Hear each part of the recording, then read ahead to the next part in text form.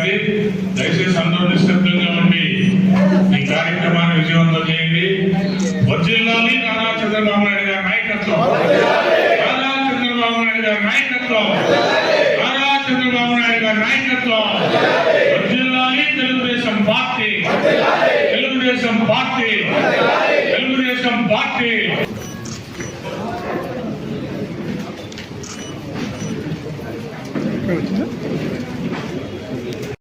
ఈరోజు 75 సంవత్సరాలు పూర్తి చేసుకుని మన ప్రియతమ నాయకుడు చంద్రబాబు నాయుడు గారు 76వ వసంతంలోకి అడుగు పెడుతూ ఉన్నారు.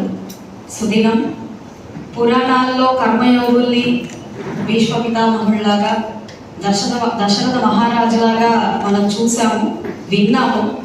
అయితే ఈ ఆధునిక కాలంలో అలాంటి కర్మయోగి మన చంద్రబాబు నాయుడు గారు అని అనుకోవడంలో ఎలాంటి అతిశయోక్తి లేదు. జీవితం మొత్తం కూడా ఈ రాష్ట్రాభివృద్ధి కోసం ఆయన అంకితం చేశారు.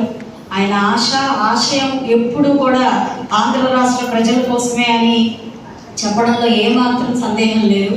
ప్రతి నిర్ణయం, ప్రతి ఆలోచన, ప్రతి మాట ఈ రాష్ట్ర ప్రజల కోసం, వారి అభివృద్ధి కోసం, సంక్షేమం కోసమే ఆయన కంప్లీట్గా పెట్టడం జరిగింది.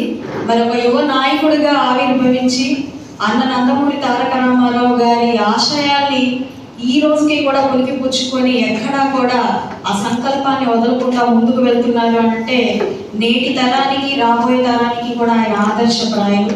75 సంవత్సరాల శరీరానికి వచ్చినప్పటికీ ఇంకా 25 ఏళ్ల యువకుడిలాగా ఉత్సాహం, ఆలోచన తీరు ఆయన నిజంగా ఎందరినో ఈ స్ఫూర్తితో నింపుతూ ఉంది అనడంలో కూడా ఎలాంటి ఆశ్చర్యం లేదు.